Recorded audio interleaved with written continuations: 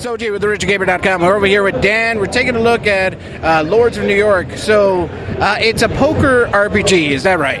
Yep, it's a poker RPG. All right, so how does that work? So we really took our inspiration from the movie Rounders, and we said, like, we want you to feel like the Matt Damon character, where he was able to go in and play amazing poker, read a room of judges' card, their hands blind. So to do that, we wanted to make you like a superhero poker. So we added talents that are kind of specific to your story, which is being a mobster.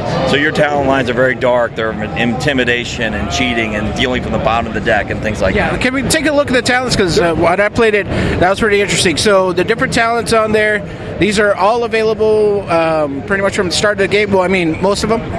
No, we'll actually bleed them in over time, because that's the RPG aspect. You're going to earn them. So you earn them including your morality. When you level up, you'll get a talent based on like if you're good or evil that you can never respect. So you'll end up building a pool of talents, but you can only use a certain number while you play. So you're going to have to learn about your opponents before you play them, or I have a history with them. Say, like, I know that person reads body language, so I'm going to need to spec in a poker face for this match. While if you use poker face against people who don't read your body language, you don't need to hide it. So that kind of thing. All right, what are the talents that we have right now? Sure. So this is Poker Face. The first one, Poker Face, which is when you say you're going to raise in a hand, your portrait will start showing anxiety. Now, if you're playing against people who don't notice it, then it's fine. But if you're playing against someone like Veronica, who's also a playable character, she can spot your body language. So she'll know that you're bluffing, or she'll know that you have a big hand, things like that. So before you go in, you'll say, well, I know I'm going to go in deep in this hand. I'm going to hit Poker Face, so I hide my emotions for this hand. So, and then we've got Glare. So Glare is like giving people the evil eye. So you give people the evil eye, and it says, like, stop where you are, fold, or don't even raise. So basically, don't compete with me in this round. So you might use this if you want to deliberately get rid of a certain opponent in your hand. Okay. Peek is like one of my favorite ones because it gives you partial information. Yeah, I saw that, because it's Hold'em, so you get to see one of the two down cards. Exactly. So when we start out, you'll only have the ability to look at one person's card, but then this is an area effect at this point, so you can see it, but it flashes for just a moment, so you have to remember what they had. But let's say a 3 of clubs drops. You're like, oh, that's no big deal. But then a bunch of clubs are dropping. You're like, wait a second. Now I need to either get out of this hand or get rid of that guy. So you can make decisions later on if you remember what they had and watched it fast enough.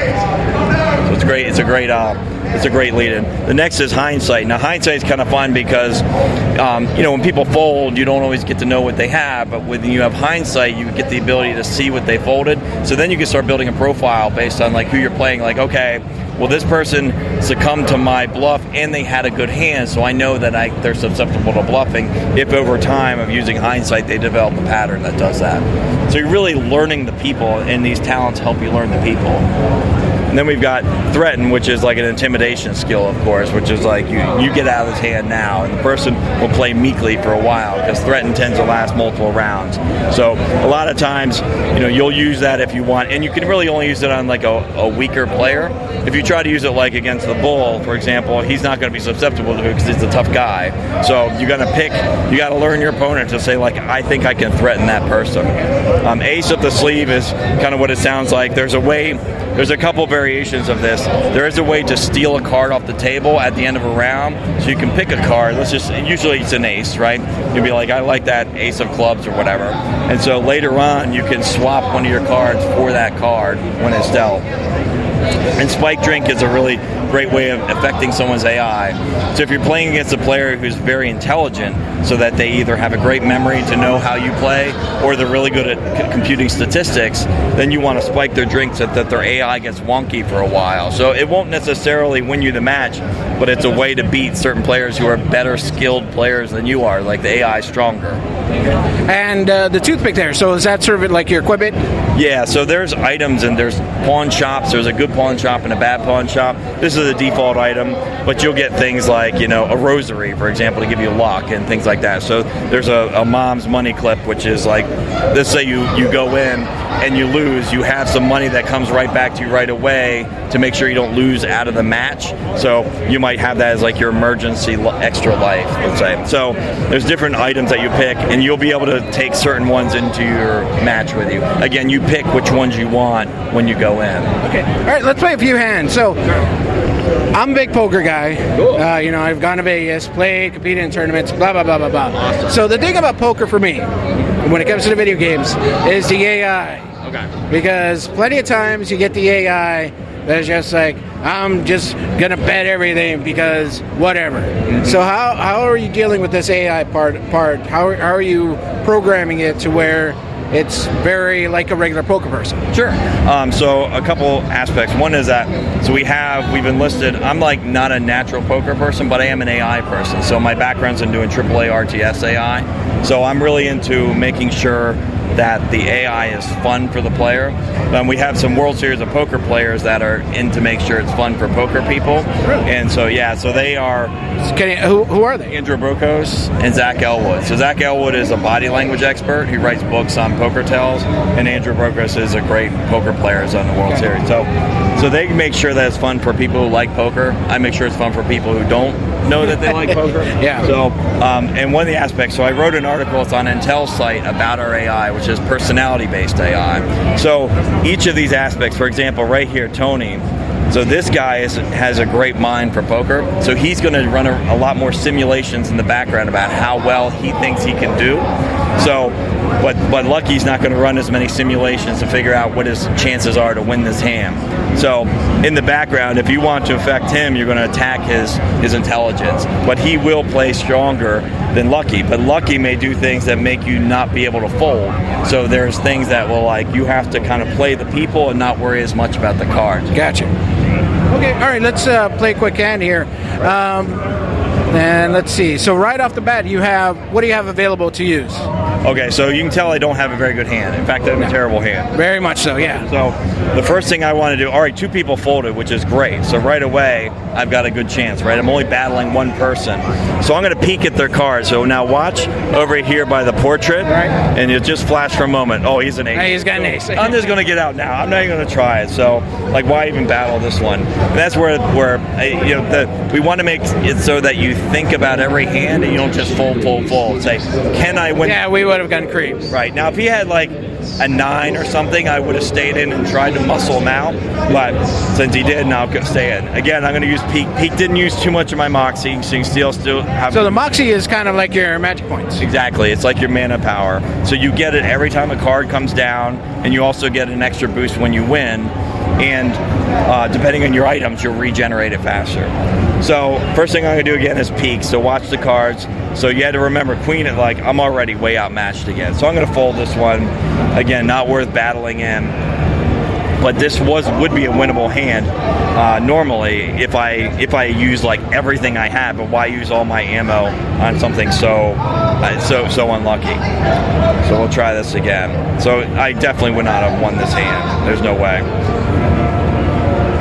So Tony creamed us. Full house. All right. So now I'm the dealer. I would have the opportunity. Just bad hand after bad hand. These are bad hands. You can tell that we're not cheating for the player here. But I'm going to fold this again while I describe. When I'm the dealer, I'll have special abilities that I can use. So I could deal from the bottom of the deck, things like that. So here, I should have gone one in and then seen if I would have gotten a flush, right? So it was I got out probably earlier than I needed to, but we'll see. A lot of times you'll say, whatever a flush. Now if I'd stayed in and say you know what, I'll just check here, or I'll go in a little bit. I would have had the chance if I thought someone had the edge on me to bunt. No, you would have. No. Yeah. You see how the cards are dark here? Right. So next I'll do hindsight so you can see that they show up. So let's hope we win. All right, I got a full mana bar here because I didn't have to invest much. So not bad. Maybe I get a flush. Just watch again. 3 people. So do you remember what they were? I think one was an ace. Yes, ace here. Ace unlucky. I don't remember too much. I think he had a diamond. So far so good. So I'm just going to call here and see what happens. Maybe I'll muscle one of these guys out with a glare. Now, when I was playing, we're not able to put the headphones on, but when I was playing, I was able to hear them say stuff. So are those going to be tells? What they say or no? Not necessarily. A lot of times it's the tell people are more about the body language reading type skills. They will do things that will indicate they add color to their personality, but you don't have to track tells necessarily because you're tracking so much else. Now if you play Veronica, you're going to get almost like bullet time where you'll amplify tells. For example, let's say he would drop his cigarette if you enacted bullet time and he had something great, he might drop his cigarette. But if you never enacted it, he would never drop it. So even later on, when you're playing him in that match, he would never do that tell. So it's like if you're a body language reader, you end up, which Vince is not, but as Veronica, you would do things that would watch and observe each player, learn them, because it takes a few hands of doing that to start learning what they do, and then they would do it forever in that match. So it's a handy way of like making them only matter for the people who matter. So here, for example, I can see that I still have like not too much of a chance here. It's kind of a blah hand, but we're just going to get one of them out. He bet 200, so he probably has a decent hand. I'm going to give him the evil eye and see if that works. So I'm giving him a dirty look. Tony's out. Let's see if he's out. Okay, so he's out. So now my odds are better. Oh, and he's out too. So great. So it worked. So you ended up winning by scaring one guy, and then the other guys just folded. folded. Nothing either. So, it ended up working out for me. So now let's see if I can win this one again. I'm going to peek. So queen, ace, and something else. So he folded out. I don't know what he's got here. Let's see. Oh, well, Lucky would have had a good shot. So we might hit that. I'm going to spike someone's drink here. So what I'll do is I'm going to make Tony sick, see what that happens, because he's a good person to target with that ability, because he will usually say he's a pretty intelligent player, so he's going to simulate a lot more. And you're right, they talk all the time. So we'll see what happens here. Sometimes, no, he's still not affected. Like, he may have a bad hand to be staying in. So this isn't looking great. Well, I got one pair, so let's see. See what happens. All right, so he folded. Like, he might have had a good hand. So normally, if I use hindsight, I could see if that worked. So right. I might do that and say, like, what did he fold? Okay, and he still won. Yeah, and I still won. So we'll try one with hindsight this time. So this time, I'm going to see what Lucky's got. So I got, again, not a great hand, but I'm used up a lot of my mana, so I'll let that come back a little bit, my Moxie. And I'll enact hindsight if someone folds. I can't enact it if someone hasn't folded, though.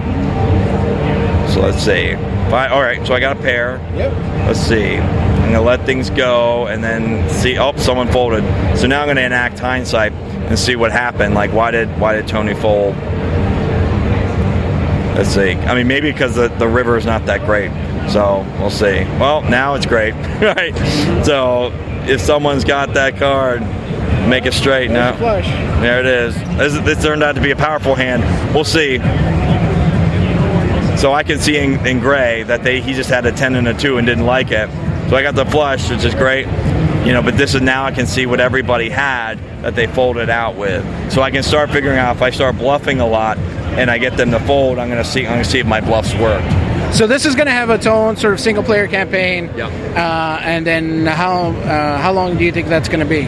So it's 6 acts. There's bosses you have to beat in the middle, right? So before you play a certain boss, you might go around New York City and learn about that person. So, for example, the jazz singer, she's a really powerful player, but her muscle man is also writes her music.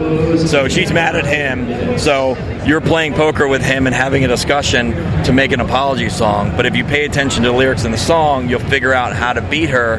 But if you don't, you may just have to learn your lessons by playing her and losing. But if you paid attention to other story elements, you'd figure it out. So the campaign itself it's sort of leading up to the fights, which are with bosses and sort of mid bosses. Yeah. So that's it. It leads up to that. That's the gameplay part. But you have to do just sort of almost like investigative work beforehand to figure a few skills out, a few details out. Right. So that's like the rounders aspect. We want you to feel like you're in a story that it just happens to be that you're a poker player and this is how you're great at it. But really, it's about all the drama, like you get arrested and sent to prison and all that kind of stuff. So when you're in prison, you're playing with different currency and all that kind of thing. Great. All right. So when's it coming out? About 10 months, so around Christmas time of 2016. Great. Yeah. PC, or are you trying for consoles or? Yeah, so this is our own engine, so that right now we're on Mac and PC. We're also on iOS, and we're hoping to get on the consoles, at least one of them. So that's where we've designed that with that in mind, to say, like, if we're on a console, we're going to make sure, like, this is the native res of the console and things like that. All right, so that's Lures of New York. Thank you, Dan, for showing us the whole the couple hands and how it works. Cool, thank you very much.